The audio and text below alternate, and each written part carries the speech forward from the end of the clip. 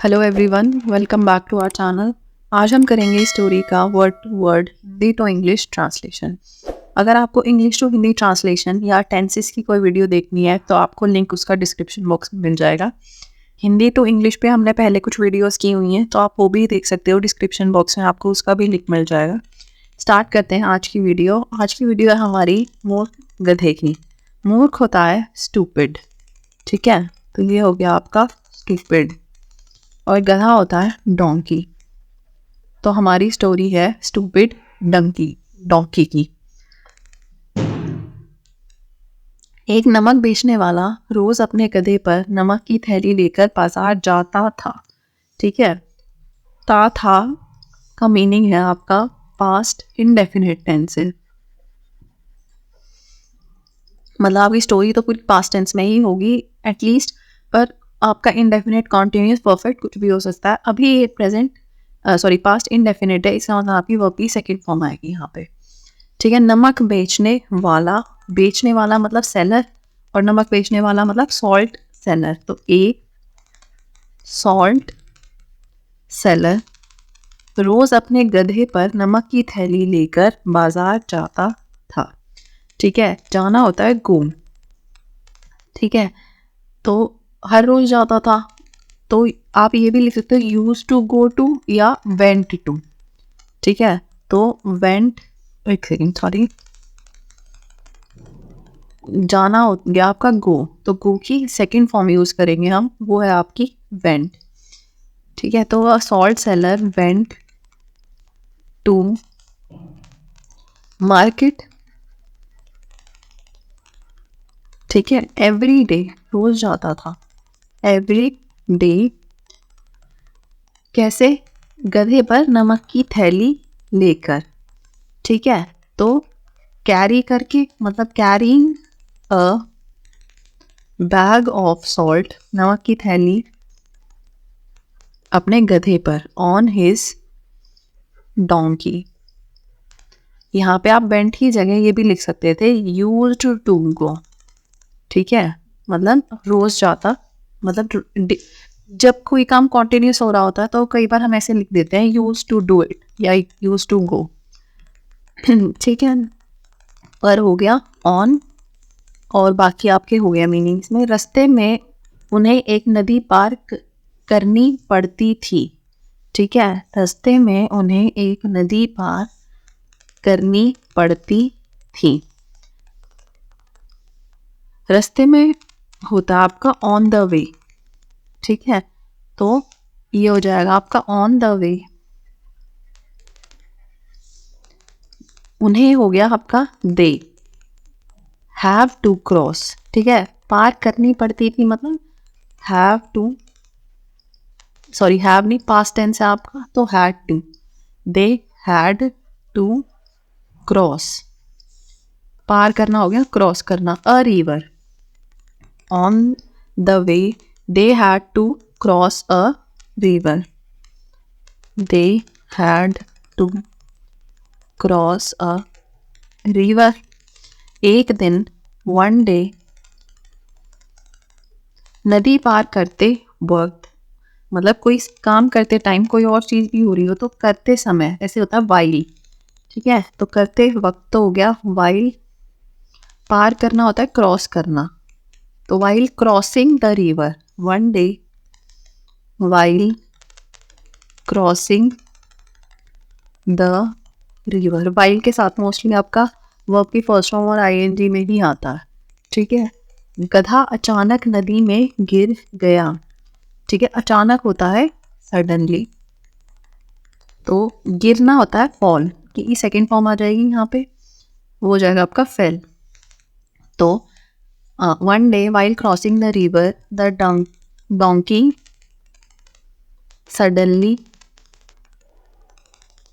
suddenly fell into the river, यहाँ इन नहीं आएगा, इन होता है किसी चीज में सामान रखना, लेकिन से वो चीज भरी हुई से नदी है, भरी हुई है पानी से, तो हो गया into the river।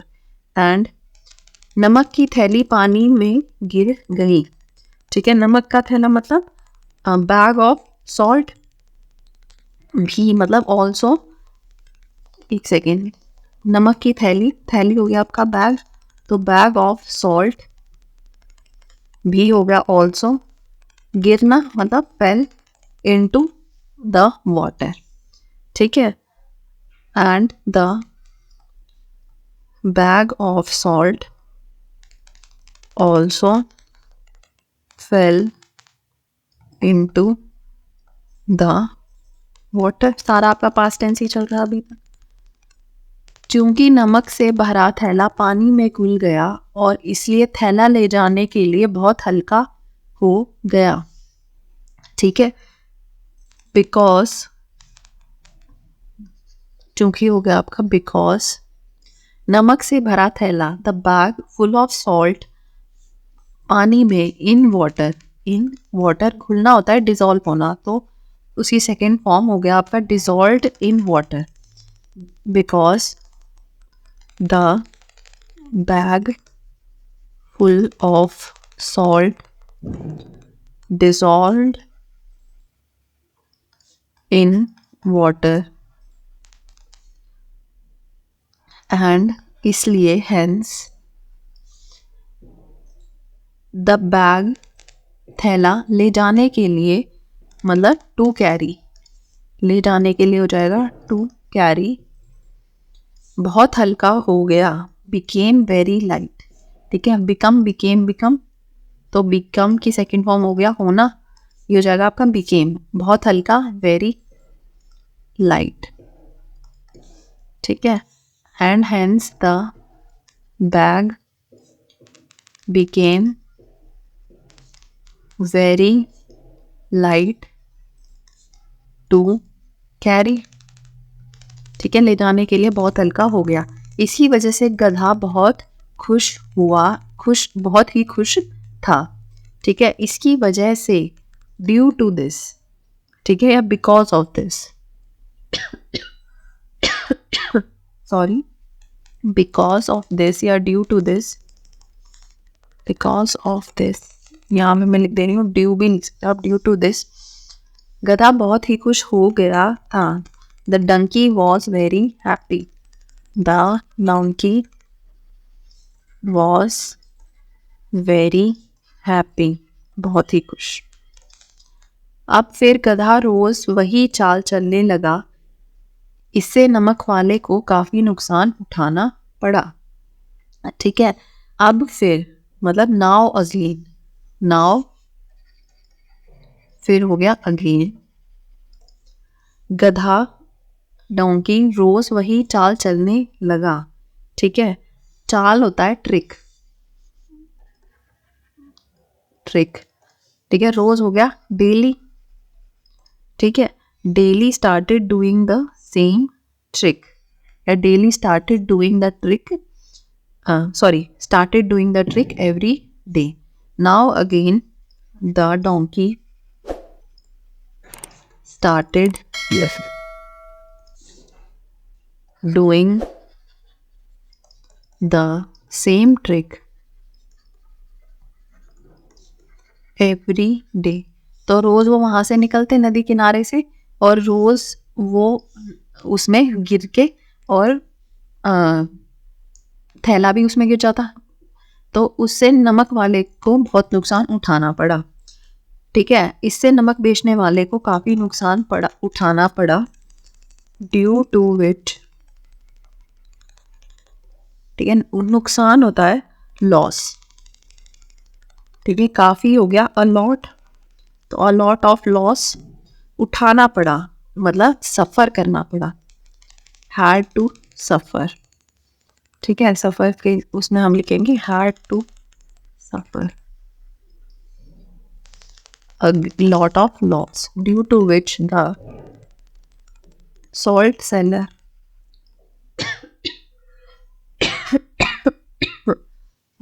due to which the salt seller had to suffer a lot of loss, बहुत नुकसान उठाना पड़ा। नमक बेचने वाले को गधे की चाल समझ में आ गई, ठीक है, समझ आना, अंडरस्टैंड, ठीक है, अंडरस्टैंड की सेकेंड फॉर्म यूज़ करेंगे हम, वो होता है अंडरस्टूड। ठीक है, नमक बेचने वाले को मतलब the salt seller understood donkey trick. ठीक है, द डोंकीज ट्रिक, गधे की चाल। काके की होता है आपका अपोस्ट्रोफी एस, और चाल हमने पीछे देखा था होता है ट्रिक। तो आपका सेंटेंस हो गया यहाँ पे कि the salt seller understood donkey's trick and उसने उसे सबक सिखाने का फैसला किया। ठीक है, मत सब फैसला करना हो गया, डिसाइड करना, तो डिसाइड की सेकंड फॉर्म हो गया डिसाइडेड। ठीक है, सबक सिखाने का, टू टीच अ लेसन, सिखाना हो गया, एक सेकेंड, टू टीच। ठीक है, सबक हो गया lesson, and he decided to teach him a lesson. Second, अगले दिन मतलब next day, the next day उसने गधे पर एक रुई से भरा थैला लाद दिया। ठीक है, लाद देना मतलब लोड करना, तो लोड की सेकंड फॉर्म होगा लोडेड। रुई से भरा थैला, bag full of cotton. The next day he loaded a bag full of cotton on the donkey, on the donkey. अब गधे ने फिर वही चाल चली। अब मतलब नाउ गधे ने, द डोंकी, फिर मतलब अगेन वही चाल चली, played the same trick, and now the donkey played the same trick, वही चाल फिर से मतलब अगेन। उसे उम्मीद थी कि रुई का थैला अब भी हल्का हो जाएगा। ठीक है, उसे उम्मीद थी, उम्मीद होता है होप, होप की सेकेंड फॉर्म होगा होप्ड, तो ही होप्ड दैट, ही हो गया दैट रुई का थैला, द कॉटन बैग, अब भी मतलब वुड स्टिल, अब भी होता है वैसे स्टिल, हल्का हो जाएगा, वुड स्टिल बिकम लाइटर। ठीक है, हल्का हो जाएगा, वुड बिकम लाइटर। तो आपका पूरा सेंटेंस का हो जाएगा मीनिंग यहाँ पे, he hoped that the cotton bag would still become light. लेकिन, ठीक है, लेकिन होता है बट, गीली रुई, the wet cotton, the wet cotton ले जाने के लिए बहुत भारी हो गया, became too heavy to carry. ठीक है, बहुत भारी हो गया मतलब बिकम, बिकेम, बिकम, तो बिकम की सेकंड फॉर्म होगा यहाँ पे बिकेम टू हैवी ले जाने के लिए, तो टू कैरी, कैरी करने के लिए, ले जाने के लिए बहुत भारी हो गया। But the cotton, wet cotton became too heavy to carry. और गधे को नुकसान उठाना पड़ा, एंड द डोंकी, नुकसान उठाना पड़ा मतलब सफर्ड, एक सेकेंड, एक आ रहा था इसमें, सफर्ड लॉसेस, या the donkey had to suffer the loss, उसने इससे एक सबक सीखा, he learned a lesson from this. सबक सीखना होता है लेसन और लर्न करना, ठीक है। तो सीखा हो गया लर्न अ लेसन इससे, मतलब from this. He learned a lesson from this. उस दिन के बाद उसने कोई चाल नहीं चली और नमक बेचने वाला खुश था। उस दिन के बाद, आफ्टर दैट डे, उसने कोई चाल नहीं चली, ठीक है। कोई मतलब एनी, चाल हो गया ट्रिक, नहीं चली मतलब ही डिड नॉट प्ले या he stopped playing any trick, ठीक है। एंड नमक बेचने वाला सॉल्ट सेलर बहुत खुश था, वॉज हैप्पी, ठीक है। वाला खुश था, खुश हो गया आपका, happy. After that day he did not play any trick and the salt seller was happy। इस कहानी से हमें यह सीख मिलती है कि भाग्य हमेशा साथ नहीं देता, हमेशा हमें अपनी बुद्धि का भी इस्तेमाल करना चाहिए, ठीक है। इस कहानी से मतलब फ्रॉम दिस स्टोरी